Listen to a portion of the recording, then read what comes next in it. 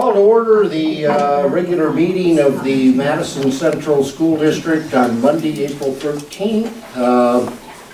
Mr. Brooks will record our members that are absent or present, and we seem to have all board members present, so we will have our quorum. We'll next pledge our allegiance. Can everyone stand and join us, please? I pledge allegiance to the flag of the United States of America and to the republic for which it stands, one nation, under God, indivisible, with liberty and justice for all.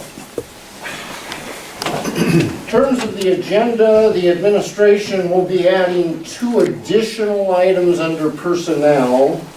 Other than that, I'm unaware of any other changes to our agenda, but there will be 2 additions, 1 resignation and 1 request to hire as a part of the consent items in our personnel actions. With that, is there someone who wishes to make a motion to approve the agenda? So moved by Mrs. Thompson. Second? Second. Second by Mr. Moore. Further questions or discussions? Hearing none, all in favor of approval of the agenda signify by saying aye. Aye. Opposed, nay. Declare that that motion has passed.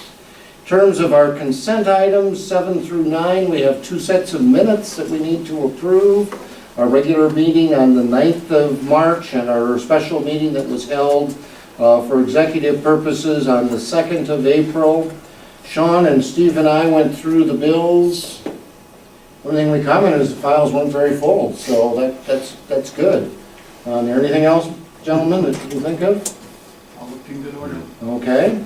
And we have the rest of our financials that are posted out there. At this time, Mr. Schaefer, I'll turn things over to you for the personnel actions. Now, additions in item number 9, personnel actions, we have before us the resignation of Kurt Herron, current transportation director. Submitted his notice a few days ago, and his effective date of resignation is 4/15, that'd be Wednesday of this week. And I have to add that, Kurt has served the district well in his short 3 years, and appreciate his work. Then in addition to that, we have the ones that are already listed here. Request to hire Christine Kingery-Hofer as summer extended school year for elementary and middle school, $31 per hour. Maxine Underbrunner, Don Weavers as driver's ed instructors behind the wheel at $19 per hour, and classroom instruction at $30 per hour. And that's continued, we've had that now for a couple of years. Request to hire for 15-16 Eric Fritz, high school boy teacher at $33,780, and FFA advisor for an additional $1604. Then adding to that, Laura Kite, and it's spelled K-E-U-P-P, and that's L-A-U-R-A, Laura Kite. And Laura is a speech and language pathologist, and she replaces Ms. Bergeline, and the salary for that position is $39,972. And then part of that reassignment, part of that personnel action is the reassignment for the school year coming up, 15-16. Tom Nielsen is moving from middle school to a 5th grade classroom at the elementary. And there will also be some additional personnel items coming next month to help give the board a clear picture, but these are all planned activities, so to speak, with the exception of the resignation. And but we would recommend that you approve these, and I stand by to answer any questions you may have. Okay. So for consent items, we have our personnel actions, the bills, and the minutes. Would someone wish to make a motion? And in a second, we can have discussion if we need to. Mrs. Sims makes the motion. Is there a second? Second. Second by Mrs. Thompson, that we approve the consent items. Further questions or discussion? Hearing none, all in favor of approval of the consent items signify by saying aye. Aye. Opposed, nay. Declare that those are approved. Anyone here wishing to address the board? Don, are you here? No. Nope. Well, you're here. That was kind of a bad question, wasn't it? All right. So I'm going to skip all of the readings there. We'll go right into item number 11 then, the administrator's report. And we've got some finger pointing going on there, so I guess, Adam, the bottle stops with you. I go first, huh? Okay, I got in the mail today, and I'm just gonna share with you, we have another student that is qualified for the National Merit Scholarship for next year. 1.5 million entrants are put in, and then they whittle it down to 50,000 of the highest scoring. So we have one of the 50,000 highest scoring students in the United States. So we have another one, and then he'll go through this process, and they'll take it all the way down. So we'll know more as time goes on, but I got that this afternoon, so I thought I'd share that with you.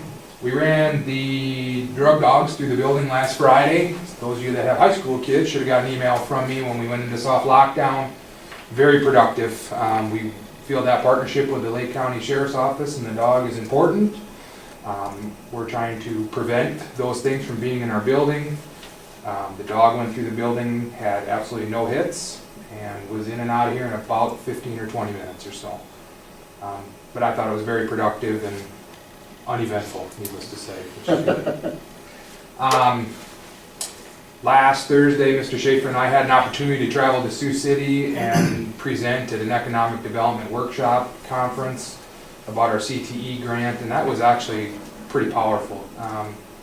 Meeting with business people to get them to understand what our concept is and how we're trying to help the labor force, essentially. So, we learned a lot, and got to spend some time talking, visiting, sharing, so a lot of good things coming out of this. We did have a Dakota Seeds meeting last month. We invited businesses in, and the Dakota Seeds is a paid internship through the state of South Dakota. Kids are eligible for those during the summer. Ties right into our grant process. So we are excited to kind of get that up and going. Nobody has applied for any of it at this point, so we want to be the first ones to get our names in the hat to get the money. So we will sure make an attempt to get that taken care of. We received word a couple weeks ago that we were selected for the EPSCOR grant funding. Didn't think we would have a shake because we got all that money before, and we ended up getting funding for all of it. So we got $30,000 to put in some robotics pieces into our curriculum. We also built a partnership with Wilt Manufacturing on the programming component because they use an AutoCAD program.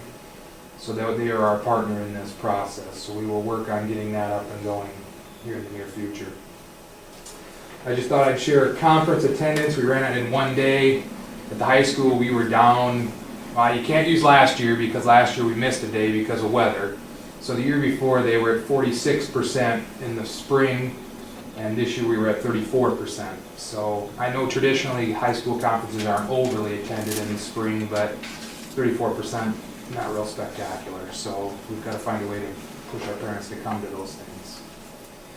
I came to you back probably in January, and I talked about the National Career Readiness Certificate, and then we were going to administer that to our seniors.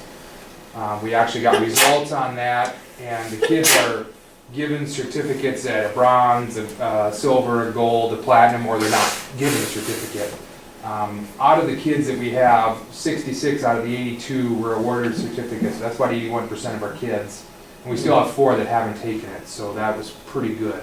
That's all done through the ACT Corporation, so and I was very pleased with how that turned out.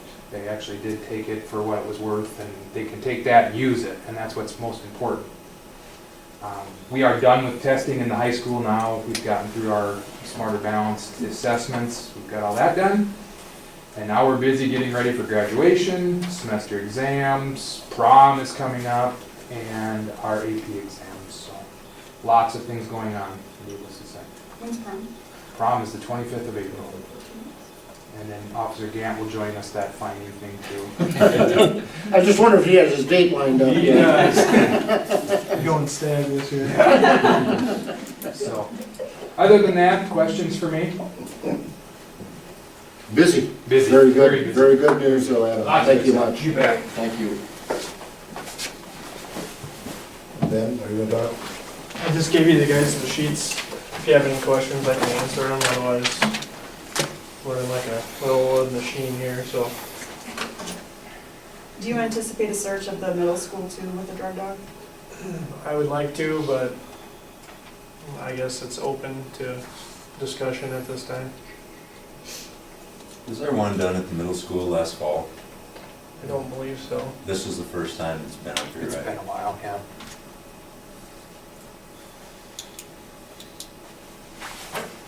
Any, You wanna talk about your empowerment? You guys should have got an email today. Maybe some of you have seen it. Empower graduation, the 24th of April, 9:30 a.m. at the elementary school. It's for the 5th grade. It's the Empower is the former DARE, as everybody usually knows it. I'm trying to invite as many people as possible to come and support the kids in this because I believe it is a big deal and I want to make it a big deal for them to stay positive against drug use and alcohol use as a minor. So if you guys can make it, great. If you can't, I understand. So. other questions for Officer Gant?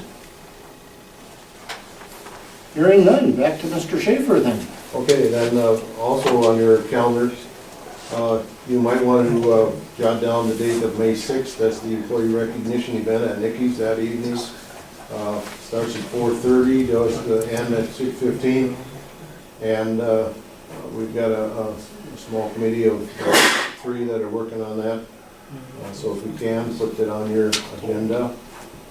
I want to inform the board that we have some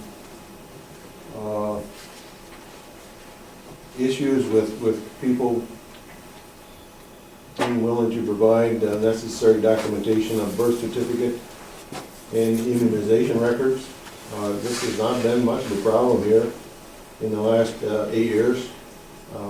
There's a record of it about 9 or 10 years ago that there was an issue, but as you board members know, I think that both of these documents are required by South Dakota state law, and the families involved have been notified numerous times. And so as of today, we are turning over the birth certificate aspect of it at least to the county state's attorney as per law. And we're going to let the county state's attorney's office pursue that. We've been more than lenient, and probably too lenient. But we can't, as a district, stand by and let that happen. Then there will be some letters going out from my office tomorrow on immunization. And this is not the time to be short, so to speak, on your immunizations, nor your immunization records, and the providing of those records for reasons such as those that the Mitchell School District endured last year, or not this, last fall, earlier this winter, in the outbreak of measles in that area. But we will be pursuing that with zest and trying to resolve those gaps, so to speak, in our record keeping along both of those areas. And it's unfortunate that we have to resort to that level and that degree, but that is also part of the responsibilities that we have. In the area of calendar adjustments, or calendars, it seems as though I'm snake bit with calendars this year, but for the board's information, we are recommending that, or that we're not recommending, we are going to make up the snow day that we missed this year in school year 14-15. So the last day of school is now moved back to the 21st day of May. Was scheduled to be the 20th, but due to snow day on January the 7th, we will be moving it to the 21st. And that's not a very painful move, because that's just moving it, I think, from Wednesday to Thursday. And so we'll run the checkout day, so to speak, for students and for staff. It's also the 179th day of this calendar for the teaching staff. So when the lights go out on that day, so to speak, it will be the end of the 14-15 school year per se. Then on the 15 and 16 calendar, I gave each of you a handout there, a colored one, and if that isn't enough to confuse you, nothing is, but the item by item, so to speak, we have it written out here. August 17th, originally labeled as new teacher in service. We're going to change that, we're just changing that from the term in service to orientation. And so that's just a minor change. We also want to inform you that all of us overlooked an obvious mistake, so to speak, in that a number of days in November. We had an extra day in there, and we can't be doing that. So we took one day off. So we struggled with where was that extra day, because when you added it all up, it came up to 180. And it turns out that there was an extra day in November. December 23rd. It's always been planned that that would be a professional development day and no students would be attending. But the staff are responsible for an online professional development event that they can put in at various opportunities that come up. And so that is a contract day, but it's not a student day.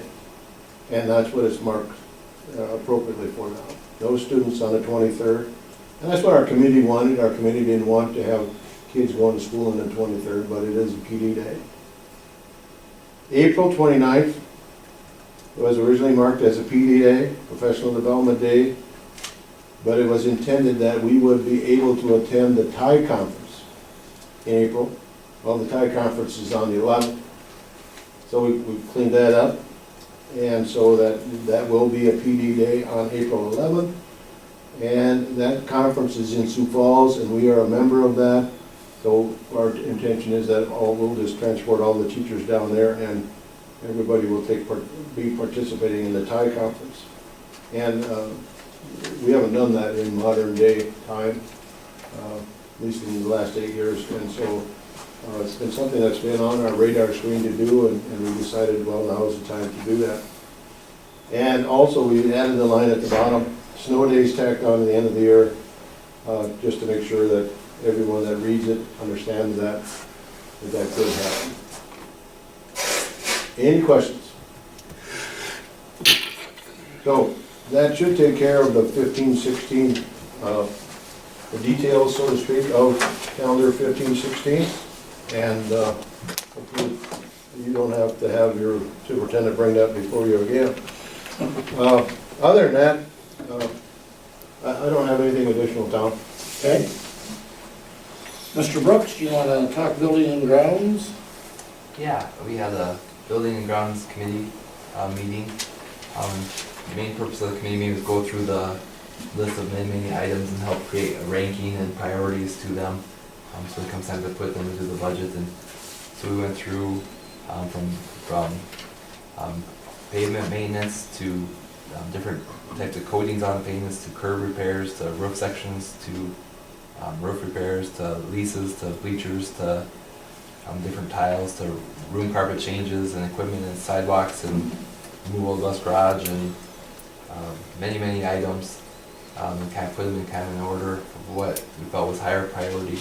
And then with that, I'll put that into the preliminary budget, which comes forward next month. We'll get pricing on most of that items, and we can see where it fits and what doesn't, and how we can kind of get in to order. And that kind of lead into, I'll probably have ask if the budget committee will meet sometime, we kind of get that together to kind of go through then and look at our limits and taxations and stuff to make sure everything fits before we bring it preliminary to the board as a whole. That's kind of the sum of our. And I think maybe we'll share that outside of the Building and Grounds Committee, we had Sarah Engineering come up and look at our front parking lot with us, and they shared the good news that structurally they feel that the parking lot is in very good condition. That doesn't mean that there aren't some cosmetic things, and it looks like we'll be trying to do some of those cosmetic things this summer, but at least from their examination of the front parking lot structurally, it seems that it's in pretty good shape yet, and that was a big question mark too, is whether we'd have to strip down or whatever, but, and I don't think we're even gonna do the borings or anything else just based on their findings, so that's gonna save the district some big dollars and things, so. Then on to health insurance. You're on a roll there, Mr. Brooks. And the Health Insurance Committee, we met, and our agenda was to review expenditures of the year so far. We have 6 months in. That's that report, the health insurance report you got on the agenda each month. That's kind of what we reviewed. We discussed our current benefits.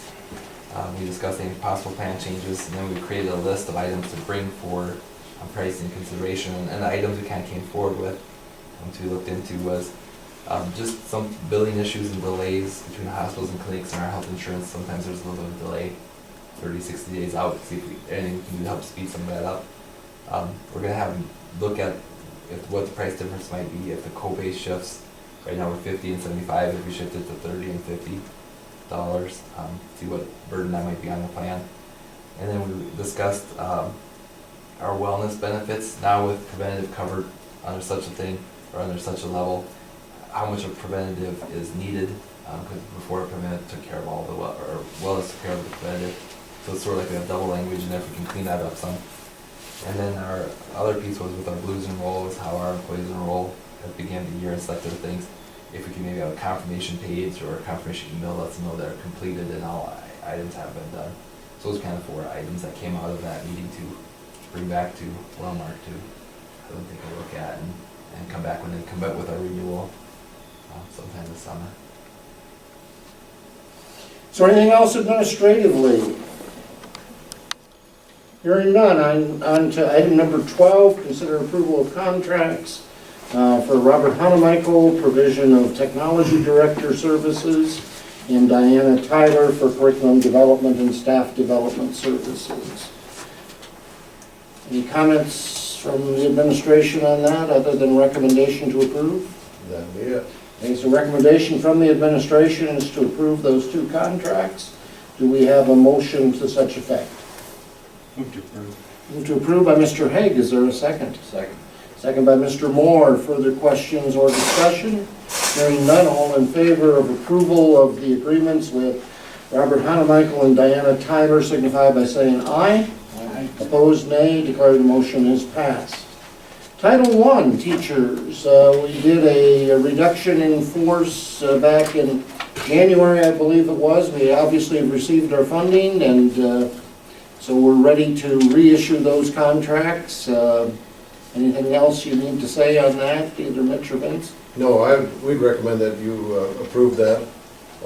This, of course, these 2 gals have to endure this every year, it seems like, but with our question of funding from the federal level for this program, we have no choice. So we'd strongly recommend the approval of issuing contracts to these 2 ladies. Okay, administrative recommendation that there be the 2 Title I teacher contracts reissued. Is there a motion to that effect? So moved. Okay, Mrs. Thompson first, Mr. Moore with the second. Further questions or discussions? Hearing none, all in favor signify by saying aye. Opposed, nay. Classified negotiations, number 14. So with the classified negotiations, the groups met with our board members, and as kind of net sum of it, there's different agreements, but there's a 2.8% increase to the classified package. To the hourly, that would be 35 cents per hour. To a bus driver, that would be like $1.80 per route. So that's I guess the effect of what was kind of completed with the negotiations, at 2.8%, which is mirrors our certified agreement. And again, our certified was a 2-year agreement, so we did not have to reopen those discussions. And so at this point in time, I would consider a motion for approval of classified negotiations. So moved. So moved by Mr. Miller. Is there a second? Second. Second by Mr. Hague. Further questions or discussions? Hearing none, all in favor of the approval of the classified negotiations signify by saying aye. Opposed, nay. Surplus items for the Prairie Village. So this is very similar to each year. We'll bring forward kind of a list of items, and as we kind of go through some of our storage areas, we usually find more. We do have one more to add to this of our kind of our larger items. It's a welder, a 3-phase, that's a wire feed. We saved it through the renovation, thinking we might use it with the welding system that they have in place. It never gets used, and it's big and bulky, takes up space, so we think at the Prairie Village auction, we'd get probably a good price for that. So we'd like to add that. As they go through, we don't know exactly how many chairs, we know we have chairs out there, different items, but as we kind of crowd some of our areas, trying to make sure we are getting our items out in an area where we can get good value for them, things that aren't being used or haven't been used for multiple years. So we would recommend that these would go out there, and if we find out others, we bring them to the next meeting, kind of like we've done before with a list and what they sold for. And again, we have to declare surplus property first before there's a mode of liquidation, and we've been very, very successful with the Prairie Village sales in the past. So I would entertain a motion for the surplus items, first of all designating them, and second of all, be using the Prairie Village auction for getting rid of them. Move to approve. Mr. Nelson moves to approve. Is there a second? Second. Second by Mr. Moore. Further questions or discussion? It's May 9th. May 9th is the auction date.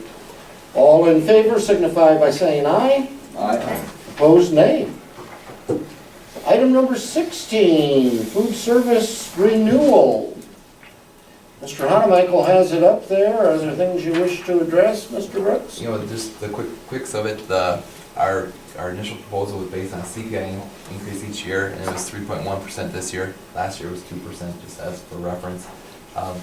It has our new meal prices up. Our current meal price for the lunch, in essence, was $2.60. Now it's $2.68, so there's an 8-cent increase. That's at 3.1. And so this is our second renewal. Next year will be our second renewal, which will be our third year of this contract, and we're allowed to go 5 years on those. Again, any questions on that? Otherwise, we recommend approval. The administration has made the recommendation for approval of the food service renewal with CBM. Any further questions or motions first? You wish to make a motion? Move to approve. Mr. Nelson moves to approve. Is there a second? A second. Second by Mr. Hague. Further questions or discussion? How much is the new lunch price? This is what we as a district pay to the provider, now what the student pays to us. Once we get our federal reimbursement rates, then we'll determine what rate increase, to the children and stuff like that. So this is just us to them on that side of it. And that usually comes out a little bit later in the summer, and we bring that forward to you guys for consideration.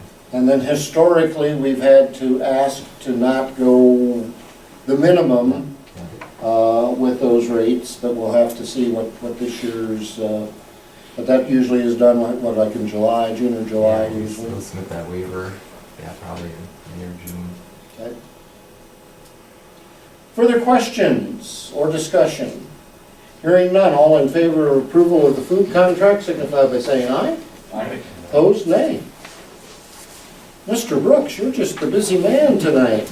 Audit request from Quantum Berglund for performance of our 14-15 fiscal year audit. So this is for the audit for this year. I contacted another school of our size to see what they are charged in that. It falls right in line. They just actually did a bid on theirs, and Quantum Berglund was the least, and they had the price actually very similar to ours. So I would recommend that we go with Quantum Berglund again for this next year. So we have a recommendation for use for our annual audit from Quam and Berglund.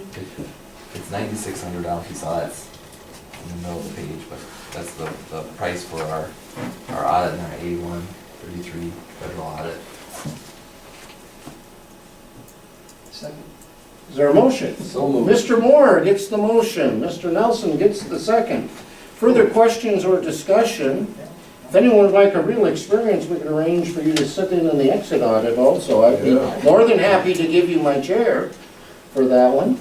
Not to seeing any takers, all in favor then approval of the auditors being Quam and Bergen, signify by saying aye. Aye. Opposed, nay. Item number 18, approve and authorize membership in the South Dakota High School Activities Association. This is something we have to do on an annual basis. I think we're all aware of what the Activities Association is and does. Obviously, the recommendation is to approve this. So moved by Mrs. Sims. Is there a second? Second. Second by Mrs. Thompson. Further questions or discussion? You know, we should have a half-hour discussion on this, I think, so that we could really be here till 6:30, right?